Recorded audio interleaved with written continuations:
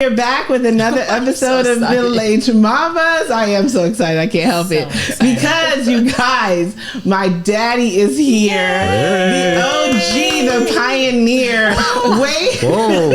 Covered wagons and everything, huh? No, but way before podcasting took off, my dad was in the industry. He started off as a teenager, working his way all the way up. He's an Emmy Award winning technical director now, but back in the day, he was on radio. So he's here to hang out with us and to talk to us all about fatherhood, because tomorrow is Father's Day. Happy Father's Day, Dad. Thank you. So I thought we would do a different type of intro today. You know, we're always turning into our parents. As we parent our kids, all of a sudden, things are always coming out of my mouth. And I'm like, I totally sound like my parent right now. So my dad, I think, invented the fry tax. Because as we were coming, the fry tax, whenever we would go through a drive-through, he would always say fry tax and pull French fries out of our bags. So I do that endlessly to my children. They already know. As soon as we pull off McDonald's or something, they're like, Mom, here's your fry tax. Here's your fry tax. I believe that happened. I don't remember it, but I believe it. You remember doing that? No. I've told you that for years. I know you've told me for years. I'm sure I did it. But. Oh, that's funny. You totally forgot that you used to say fry tax to us? Yeah. Well, we've taken it on, and it's because of granddad that I now fry tax my children. What you got, Dawn? I have a couple things. What? First of all, I never thought I looked like my mom. I always thought I looked like my dad. Mm-hmm. But lately, I've been seeing pictures and certain facial expressions in the pictures. I look just like my mom. So that's I'm starting to see that. But one thing I do that my mom used to do, even though it bothered me, it's still hard I still do it. As soon as I walk in the door, I start yelling. Pick this up. How many times I gotta ask you? And she would just yell, and I would be it wouldn't matter what time it was. It could be 11 o'clock at night. It didn't matter. But she was asking us all throughout the day. You know, it wasn't like we can do now, sending text messages. Like, don't forget to do this. Don't forget putting little notes. You know, we knew our chore. And she would come home after working all day, and it still wasn't done, and she would start yelling. So I do that. And then one other one from my dad. My dad has always looked very young, like your dad. Thank you. And so he would always say, and I embrace aging. I always say I don't mind being the wisest of the mamas, but and humble too. I don't mind, right? And so humble, right? But my dad would always say, when it was his birthday, he would say, "I'm not getting older. I'm getting better." Oh, so that's what you say now. That's how I feel. I certainly embrace that, even if I don't necessarily say it. But when my hips and knees are not hurting, I feel the same way. I'm not getting older. I'm getting better. That's a good one. Yeah. What you got, Daddy? My father was a very quiet man, but he would mumble. He wouldn't say things out a lot of times. He'd just mumble them. And every time I catch myself doing that, that's my dad. From my daddy. And the other thing is... because I said so, that's why. Oh, didn't we get you a T-shirt that said that? Yes, you did. Yeah, he was notorious. I think I got that from my mother. Because I said so. Don't bring me 1,000 excuses. Or why do I have to? Why do I have to? And Tina got it more than you. Yeah. Because Tina should have been an attorney. She should have been an attorney. So because I said so, that's the end of it. Right. Yeah. Okay, so let's go into that a little bit, because now all the rage is this gentle parenting where you have to hear your kids' feelings all the time. It's not just shutting it down. How do you feel about this new approach to expressing your feelings? You're from the silent generation where you guys didn't really talk that much about your feelings and all that stuff. And it's kind of changed now to overboard where they just want to vomit their feelings all over you. Emotional vomit. That generation, but we did talk about our feelings in our house. I mean, my mother and father would hear our feelings. Not necessarily they would act on them, but we had the ability to say. I remember one Christmas, everything I got was broken. How? Well, they hand me down. Well, there's another story to that. Is the neighbors across the street would come over the Carters, and they would. This one year, they gave us our toys on Christmas Eve. And they came over, and when they left, everything was broken. Everything. But anyway, I got a football set didn't work. I got something else that didn't work, and I was really upset, and I cried. My father went and got me something else, you know. So there was listening and compassion, but there wasn't foolishness. And I think parents now put up with a lot of foolishness. Too many of them do. Not all of them do. You don't put up with foolishness from your kids. No. But that's because I learned from you guys the way you guys taught us. It wasn't where we just got to make all the choices. But, every kid is going to try the parents. Yeah. They're going to see how far they can go. Right. And at some point, you've got to say that's far enough. Yeah. That's really good. Okay, so going back to the 70s, you were a risk taker. I mean, I didn't know a lot of the things that you did until I became an adult, because I just thought, as a child, I was able to be a child and get to play outside and do all the fun things. I never had to worry. My parents never burdened us with their troubles.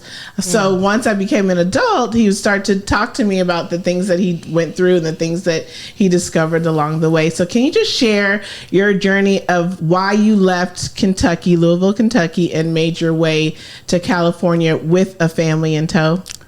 Yes, I can. Wait a minute. Who came with you? My wife at the time and Tina. Okay, so Tina was born. 4 years old. Okay. Yeah. 3, 4, 5. Yeah. First, let me say that I don't think you should spend too much time looking back, because you can get lost in the past. And we all know people who all they can talk about is what they did in high school. That's so good. I don't spend a whole lot of time looking back. I remember some stuff. Right. The other thing is, when I spoke at Cleveland High School, when Dawn invited me, I used that opportunity to look back, to actually spend some time thinking about the past. And it brought up a lot of stuff that I realized I had forgotten. Things that you had accomplished, gone through, done. And basically, the first session, the other two people who were supposed to speak didn't show up. So I had for career day. Was it for career day? I had basically excellence. Back excellence. So I had basically an hour to talk. So they heard my whole life. I'm sure these kids are sitting there saying, what's he talking about? They're good kids. They're very good kids. I had a good time with them. But the 70s, what was your original question? I was saying, you being a risk taker, I didn't know that about you as a kid, because I was a kid. So discovering all these things that you did, to get us to where we are today. Well, I just did stuff, I was of the mind, try it, and if it works, fine. I had nothing to lose. Right. So you didn't have a plan? Like, well, at what point? I'm going to do this first and do that first. In high school, I decided I wanted to be on radio. Oh, okay. So they had Teen Day at the local radio station, and I found out that some of the seniors in my class were going to be in that on the radio station. And so, hey, I didn't know anything about this, so I called up the radio station and asked them if I could be on too, and they said yes. So I went out to the radio station and did a day as a DJ at the radio station, and they hired me. They hired me for the summer. I worked all summer at the radio station as Edie the judge on Soul Court. Give us some, Daddy. Give us some. I know you don't like to go back, but the listeners have to hear your professional 70s sound. Why judge? Huh? Why judge? It was that song. It was a song. Here Come the Judge with Pigment Markham. Oh, okay. Yeah, and that was part of my theme song. Okay. But I was a slow walking, jive talking, wax spinning, show stopping papa with hip shaking, gyrating, soul searching, soul sounds on the get down, trying to make your knees freeze, your liver quiver, and your bladder splatter. If you can't get to that, you got a hole in your soul, a snag in your bag, and a run in your thick and thin stockings. On the turntable going round and round is the get down sound of Diana Ross and the Supremes, and up the ladder to the roof. So this was Talking about he don't look back, he don't remember nothing. this was 1969. This was before Don Cornelius and Soul Train. Yes. This was back when Smell your fire. the soul DJs, were just talking smack. Right. So But that, you were a teenager though, right? I was You 17. were not I was 17. right. Talking about your bladder splatter. It was all mess, No, I know, but you have the quick wit to just to let him have it. The spiel, yeah. Right. Did you know that you had that voice though? Yeah, because starting probably around junior high school, kids would call the house and ask for me, and they would think it was my father. I did that. Sounds like me too. I did have that, but I have the ability to turn it on and turn it off. I don't use it. I mumble. Similarly to how your daughter whistles. Well, I'm a whistler and a hummer too. She got that from me. wow. Yeah. Right. Yeah. He does it too. It's hereditary. See, But, that could have been I'm turning into my dad for you. Yeah, well, there's a lot of things. I'm a lot like my dad in a lot of ways. So moving on from that, you have run the gamut as far as fatherhood. You've been a young dad, a married dad, a single dad. Now you raising four, stepdad. So what have been your highs and lows from all of your many positions as father? Highs and lows. That's a lot. One of the highs is getting through it. It can be daunting. You if you stop and consider everything involved, it would break you.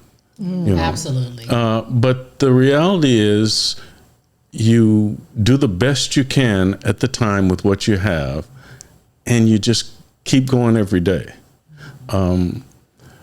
Every child is different. Every child is different. And what one child thrives on would break another child. So you have to really kind of try and tune into what the child needs, and it doesn't always work. If I knew then what I know now, I would be a better father to you.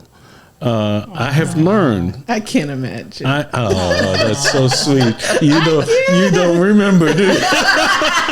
I do remember. What was the hardest part about being a single dad with Nakeya? Because Nakeya seems like she's kind of easy, maybe a little challenging, like pushing her way. Well, first off, let me say, obviously, I have a great relationship with my mother now, but at the time, she was not around. So my dad it was just him and I. And I was having a period, trying to figure out makeup, my senior photos. I look a hot mess. Because there was no female presence there. Well, how did you guys navigate that? I remember having the neighbors do some sewing for one of your outfits or something you had to take care of. But I think if I had it to do over, which I I would have been a little bit more attentive to your needs. No, I think you were everything. I think there are things I could have done better, but we got through it. And let me tell you, the elementary days, my dad was at every talent show. Aww. He was reading to the kids. Do you remember that? Yeah, He came to read in the reading center. Like he was always there. So obviously we can always look back and think that we should have done this or that. But when it was just him and I, it was a decision that he made to make sure that I stayed in our family house. And I remember we were going to the Emmy party, and you were like, how would you feel if I moved out? And I was like, move out where? And then you would be there by yourself? No. Like before we got before the divorce, he was trying to pick my brain to see what I would prefer. You got it. And I was like, no. And And he was like, okay. And he made sure that we stayed in the house together. I remember when I was maybe 10 years old, 11 years old, my mother and father were having a real problem. And they actually had a physical, altercation.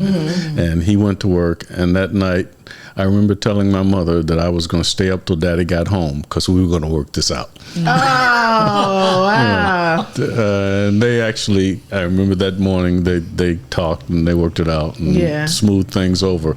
But yeah, it was very important to me, the home, staying in the home, and having the opportunity to just grow up a normal child. So, and it's hard. There's a lot of influences, there's pressures, there's things that, a parent isn't necessarily always aware of, but just trying to be present. Yeah. Because the 80s, we always make jokes that how it was such a trip, how much freedom we had. It was that just the common thing, everybody's kids were latchkey kids, and we got to figure out how to work everything on our own. Do you remember the time that you lost your key and you broke in the house through the dining room window? No. Broke in how? Broke the window? Me by myself? I did all that? Yeah, no, you took the screen off and figured out how to unlock the window. Oh, yeah, that sounds like me. Yeah. Showing people how to break into your house. No, just figuring it out. But thinking about that now, it scares me. Yeah, but that's what the time was. So the 80s, it was just, that was the thing that all the parents did. It wasn't like a public service announcement. You rode the bus to school. You rode the public bus to school. You rode the bus home. Yeah. And you came home and you were there until we got off from work. Right. I mean, because when you think about it, though, what other options really did you have? I mean, unless you spent some time with like a grandmother or aunt, if they could do that for you. Yeah, they didn't have all the after school programs they have now and all that. And then everybody was working. Everybody. Yeah. That was just the culture and the time. Yeah. So I agree. So now you're a grandfather and the most present grandfather. He just came from a game today watching Guy. He's very present. The kids absolutely adore them.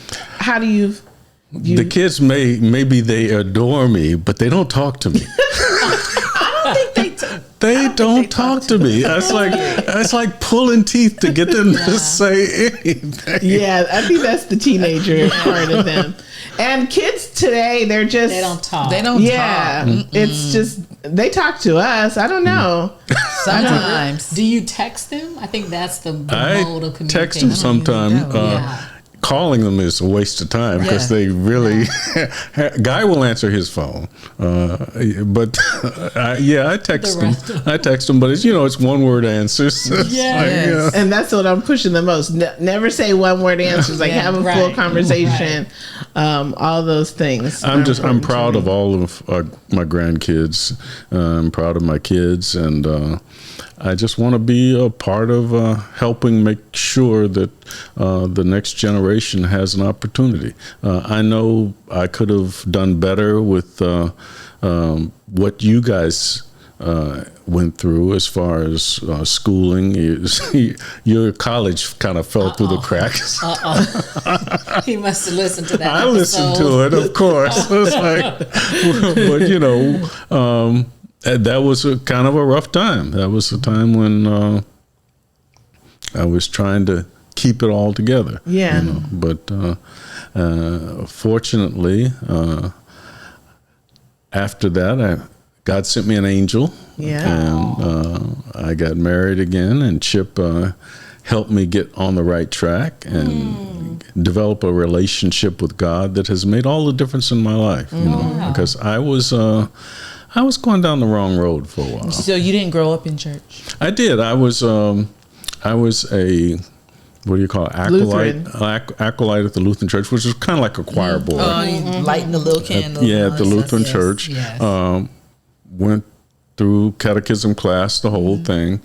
Then I went to college and had fun. Yeah. Oh, yeah.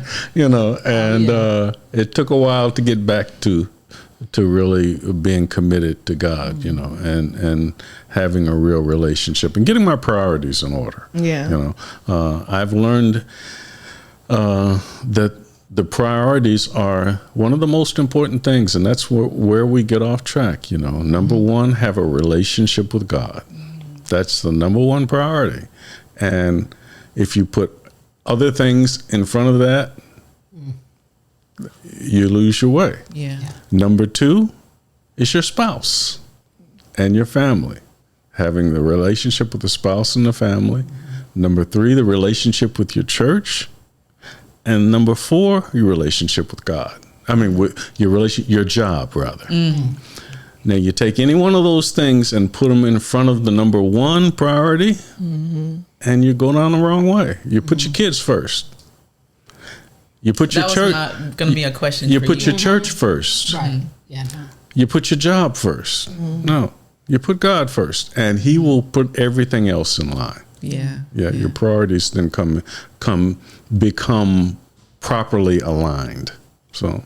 Yeah. So I was going to ask him about the priority, your spouse, children, because we had a conversation about that on the podcast about who comes first. We just used like serving dinner as an example. And I said my children come. My husband comes before her children. Yes, and you just answered it. Your spouse comes before. Your children, but God first. Yeah, we have to qualify all of that, and that there are times where your job's going to take over everything, even though it's not your number one priority. It's going to take a lot of your time. Right. When your children are little, even though they're not your number one priority, they're going to take more of your time. But you have to prioritize your relationship with your husband first. And Absolutely. you have to properly align that with your relationship with God. And then the church is third, because that's where you learn how to have a relationship properly with your husband and with your church, and with God and your job. So it's getting the priorities straight. And I wish I had known that earlier in life, but I wasn't ready for it. When you're 20, you're not ready for that. Right. You're exposed to stuff that you haven't been exposed before, and you're going to go out and try and have a good time. Yeah. Well, the good time sometimes gets you way, way away from where you ought to be.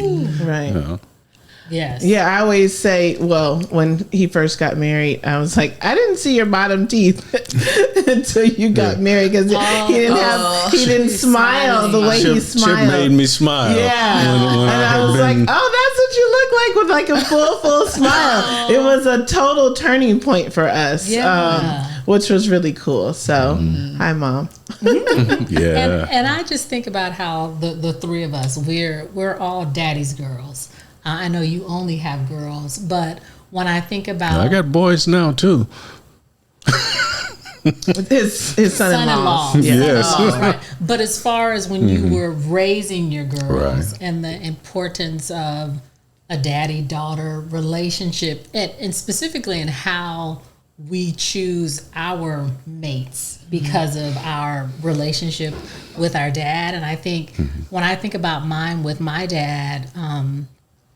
as a little girl, I was his biggest fan. I was such a daddy's girl. I would remember, like, if we're thinking about memories of dads, my favorite time is when he would come home from work and I would take off his shoes and smell his stinky feet. What? And then just go, oh, God bless you. That is random. And you guys laughed? But yes, and I would just laugh. And I would, that was my thing. Like, he would come home. Why? Like, That is so gross. He would put his, I would take off his shoes. No, I would be there to take off his shoes. Oh, that's sweet. And then every time I was like, "Oh, Daddy, you're feasting," but it was just kind of cute. Yes, I was a little girl. I was, it was just your little banter. That was our time together, and so even yucky little things like that. But I just think about my relationship with him was really, really tight.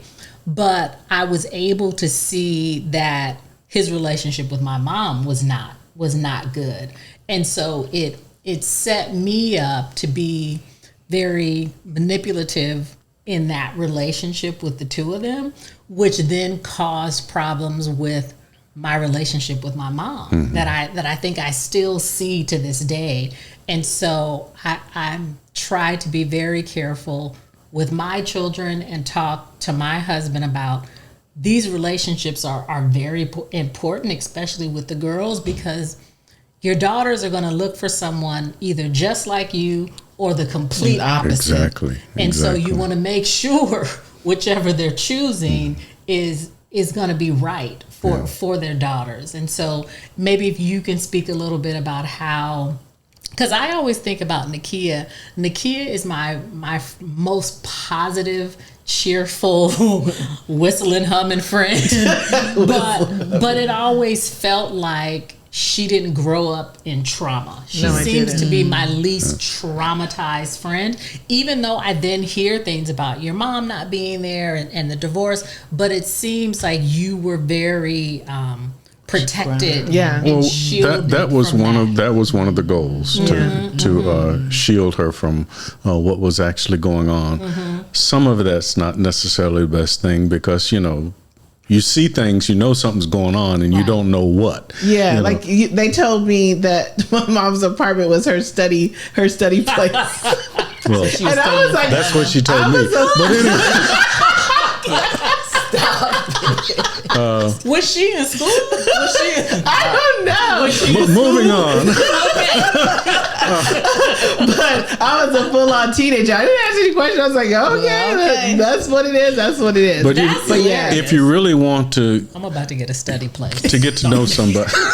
If you really want to get to know somebody, ask them about their relationship with their father. Absolutely. You will find out tons and tons about who they are and why they are, because either their father was not there, which causes trauma, abusive, which causes trauma, or a good father, which causes a certain amount of comfort stability and security and all that so stuff. you can learn a lot about a person by talking to them about their father. I had a father who was very loving and supportive, and a mother who died when she was 40 and I was 18. And that changed the dynamics of. I was out in college, but my brother and my sister went through quite a bit after my mother died. My father tried his best to hold it together. He got remarried, and that's a whole nother story. But I had to say he wasn't as blessed as I was when he got remarried. But the toll that it takes on the kids, what the father does or doesn't do, has a lot to do with who the kids are, what they think of themselves, what they think of marriage and relationship, what they think of the world, what they think of God. Because the first thing that a child idolizes usually is their father. And if that father doesn't lead the child to God, they don't have a relationship with God because they think that the father is the provider. When in actuality, the father should be teaching that child that what I am and what I have has been given to me by God, and I'm sharing it with you. Right. Yeah. So the father relationship, while the mother is a nurturer and is vitally important to the child, the father can do much more harm than the mother can do in nurturing. Right. I think there's a sentiment in today's society too that the father is not as necessary as well as the mother. Like you'll be okay with not having the father. You see a lot of women entering into relationships and they break up, and then they're just okay with we didn't need him anyway, or I can be the mom and the dad. Yeah. When that's not the case. Right. No. You both are needed. You need a dad. Like I'm living that now. Like it's so I can totally tell the difference in my brothers and my upbringing, having my dad and my mom in a nuclear family versus me being a single mom, and it just being me and my son. Like it's like stark like night and day. Like it's a balance. I wish it was different. It's not. But and I wish the sentiment was different because fathers are definitely so important, needed. Yeah, even if they're not like physically in the home, like a relationship, some kind of connection. is necessary, or a father figure. And the whole authority thing, as far as a father being authoritative, or a drill sergeant, that's portrayed a lot, but that's not usually the reality in a lot of homes. Right. You guys remember, this is from my childhood, a show called Father Knows Best. I've heard of it. I've never seen it. It basically, the original title of the show was Father Knows Best, ? Like, does he? Right. But it evolved around to, him being wisdom. But the reality is that fathers need to have wisdom in all that they bring to the family. And you don't grow, you don't come into this world with wisdom. You develop wisdom, knowledge is knowing things. Wisdom is applying them. So being able to apply what you've learned and being able to share it in a way that people can receive it. That's why some people are good teachers and some people aren't. Some people know how to share what they know. And for most of us, it's a challenge. As well as a lot of people don't want to hear what you know. And I think that's a big thing, is being teachable. We push that all the time. With the coaches, with everything, be a person that receives information and let that lead with that, not walk into a situation where you're a know-it-all and you don't want to know things. And it's carried them far. That's the first thing that I hear is they're teachable. We can mold them. Your children. My children, which I got from my parents. Okay, Daddy, so do you have anything that you would tell? I know you don't like looking back, but I think that that's not that I don't like looking back. I don't want to spend a lot of time. Okay, how about 5 more minutes? What would you tell your 18-year-old self now, looking back at all that you've accomplished, fatherhood, all that? What would you tell your 18-year-old self? Take your time. When we're young, we're in a hurry. We're trying to get as much as fast as we can. When in reality, it's not a sprint, it's a marathon. And over time, you build up resources, you build up wisdom, and you build up stamina. But if you try and take it on all too soon, you can burn out. I have been blessed. I have had doors open for me all my life. And I personally believe God made a way for me in a lot of situations where I don't know how I would have done it myself. And I can look back and say, I don't know how that was done, but I know I was provided for.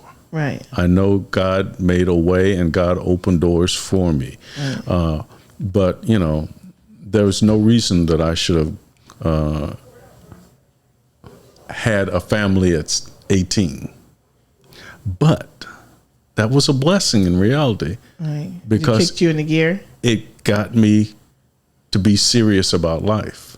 I didn't have time to fool around. I had to go to work. I had to, provide for a family. Can you speak to that? Because now, we live in a society where everything is quick. I don't want to struggle. I don't want to suffer. I want to make the money now. You moved out here with nothing, moved in with family, took various jobs when you had a job. Can you speak to that waiting period?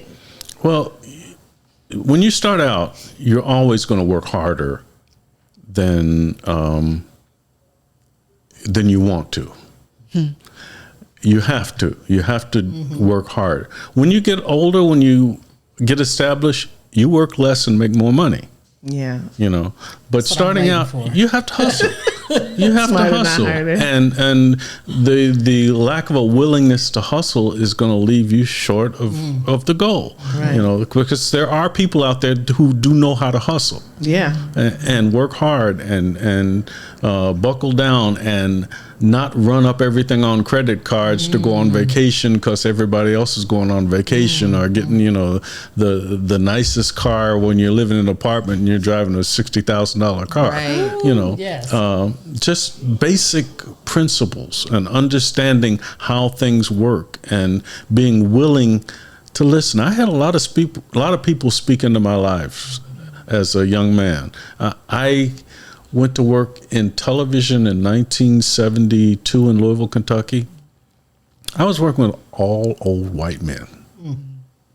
And some of them didn't want me there, but some of them took me under their wing and told me how to buy a house and taught me how to save some money. And, and I listened to them, I was open to what they were talking about. So I had help in that regard. I had being teachable. Being teachable, yeah.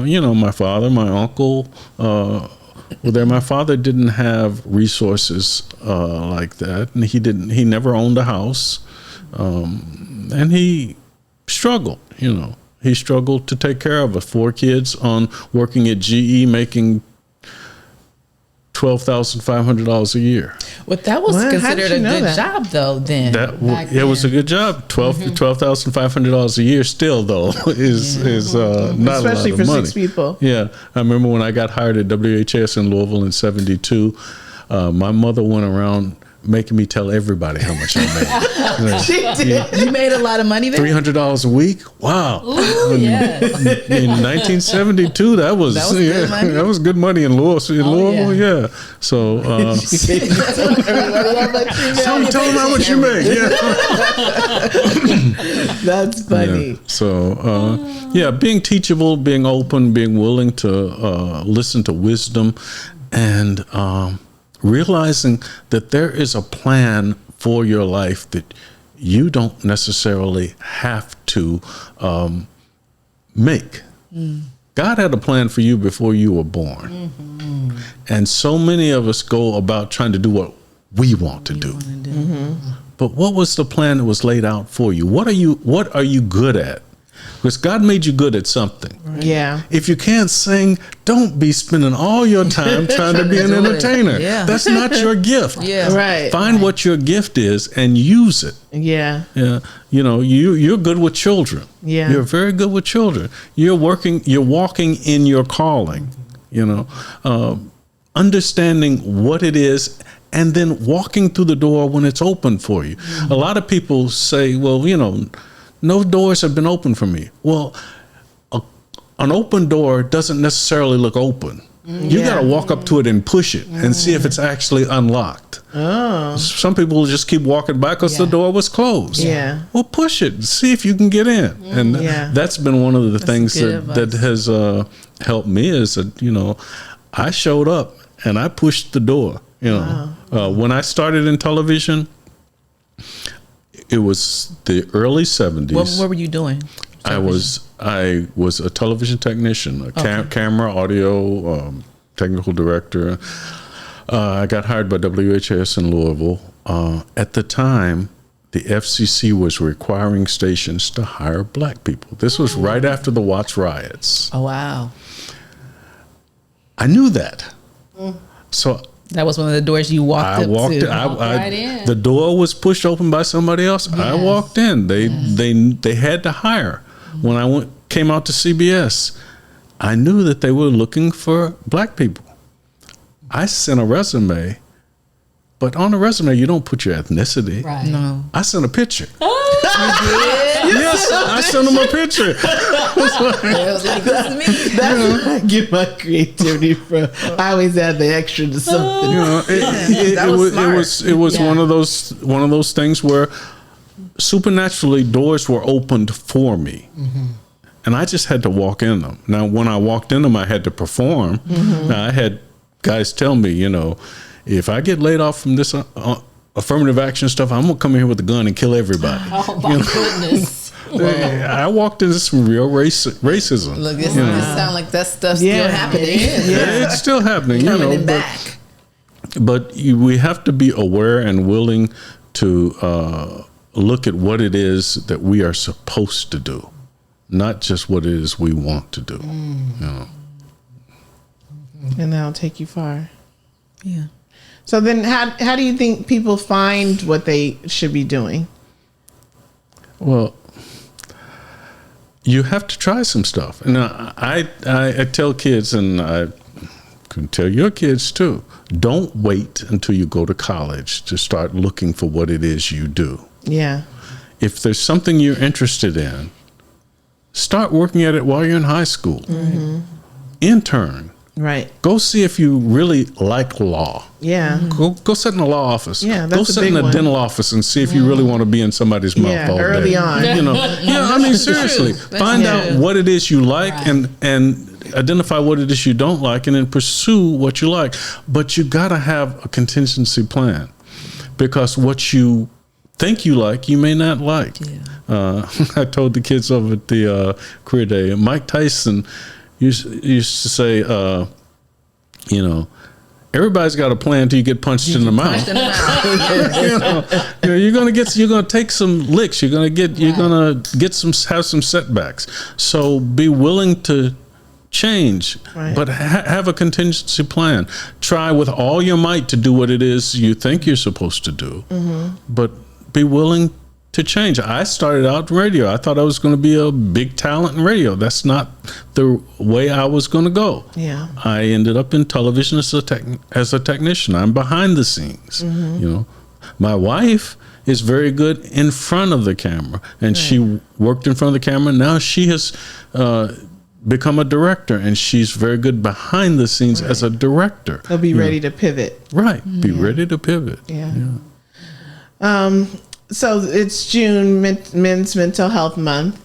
So let's end on what I think I already know this answer, but what pours into you, and how do you keep yourself in the right mind space as a man, as a black man in society, as a father? How do you keep yourself together?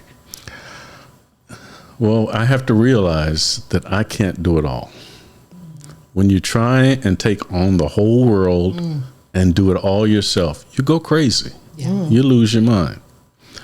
I have to realize that I'm not in charge of the universe. I'm not in charge of anybody else, really, but myself. I can suggest things, you know. My wife and I work together very well as far as talking about what we're going to do together, but I'm still just suggesting things. She has a mind of her own. Right. Susan, your aunt, my sister, has a thing over her bed in her guest room that says, "Give it to God and go to sleep."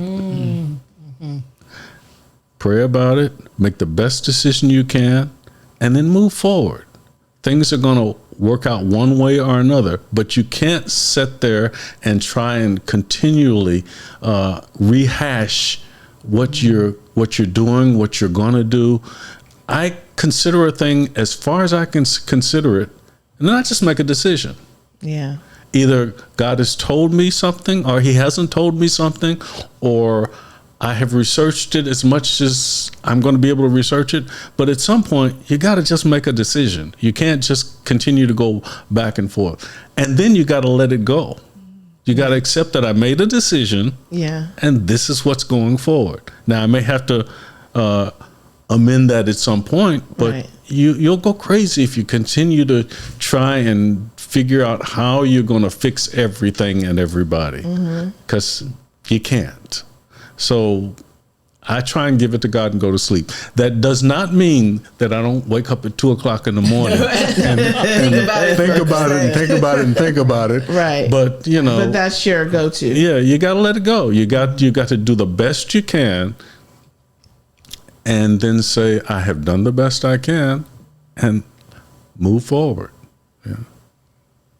All right, there we have it, ladies. This is my daddy, Ervin Divine Hurd Jr. I love you. I'm willing to share if you need some advice. So tune in or write to us and let us know if you have any questions or things that you want to add to this conversation. Thank you so much, Daddy. Thank Happy you. Father's Enjoy Day. your show. Thank you You very are much. the absolute best father. I appreciate that. I would Your never. twin. Yeah, my twin. Where have you been? Do you know that song?